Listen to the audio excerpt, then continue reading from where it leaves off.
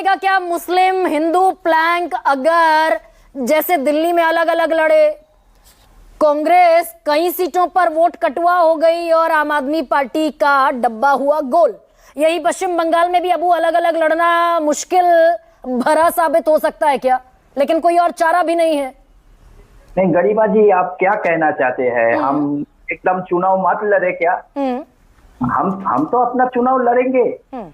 और राहुल गांधी जी का सफर भी होने वाला है, कुछ मीडिया में मैं देख रहा था, तो राहुल गांधी जी भी आने वाले हैं। और हम नया अध्यक्ष हमको मिला शुभंकर सरकार जी, और हम अपना पूरा फोकस किया हुआ है। अधीरदा बहरमपुर मुर्शिदाबाद डिस्ट्रिक्ट देख रहे हैं, हमारा सांसद जी ईशा खान जी आपका मालदा डिस्ट्रिक्ट देख रहे हैं, और हमारा अध्यक्ष शुभंकर सरकार जी पूरा बंगाल में जहां जहां हमारा शक्ति है वहां देख रहे हैं, दीपा दास मुंशी जी देख रहे हैं। हम तो लड़ेंगे ना, हम किसी को जिताने के लिए तो नहीं जा रहे। अगर हमारा लड़ाई में कौन हार जाए कौन जीत जाए, हम कितना आगे चले जाए, तो वो हमारा देखने का काम नहीं है। हम तो जनता के पास जाएंगे।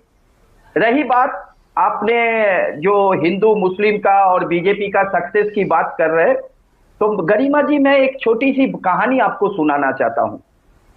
1952 में जब नेहरू जी ने पहला सरकार, 52 के पहले जब नेहरू जी ने सरकार बनाए, तो श्यामा प्रसाद मुखर्जी को लिया था मंत्रिमंडल में हिंदू महासभा से, क्योंकि बंगाल का आवाज रहे।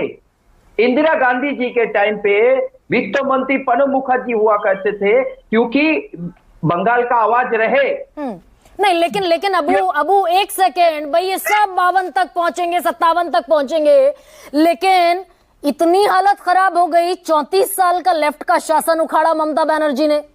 कांग्रेस की हालत और लेफ्ट का वोट बैंक, कांग्रेस की हालत आप जानते हैं, कांग्रेस और लेफ्ट का सारा वोट बैंक चला गया भारतीय जनता पार्टी के पास। 3 से बढ़कर हो गई 77 सीटें।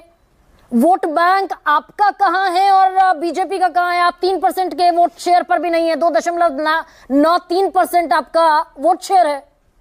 तो अगर ये प्लैंक कामयाब होता है तो कहां खड़े दिखेगी कांग्रेस? नहीं मैडम, ममता बनर्जी ने उखाड़ के फेंका वामपंथी को, कांग्रेस का सहयोग नहीं था उसमें। ये इतिहास आप कैसे भूल जा रहे? जब ममता बनर्जी 2011 में 2009 का चुनाव में देख लीजिए, 2004 में ममता बनर्जी 1 सीट था, कांग्रेस का उसके ज्यादा सीट था। उसके बाद भी हम 2009 का चुनाव में सैक्रिफाइस किया। 2011 का चुनाव ले लीजिए, वहां भी हम सैक्रिफाइस किया।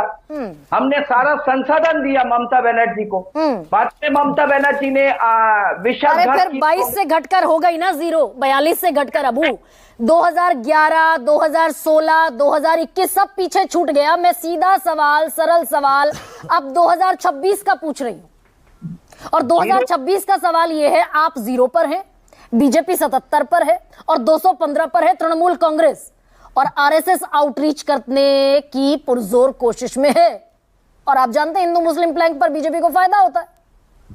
मैडम, कल किसने देखा 2004 में ममता बनर्जी एक सांसद से, अगर 2009 में ममता बनर्जी 19 सांसद कितना सांसद हो गया था, तो हम क्यों नहीं हो पाएंगे? हम क्यों नहीं 0 से हो पाएंगे? क्यों नहीं हो पाएंगे? हम भी नहीं हो पाएंगे। अब इस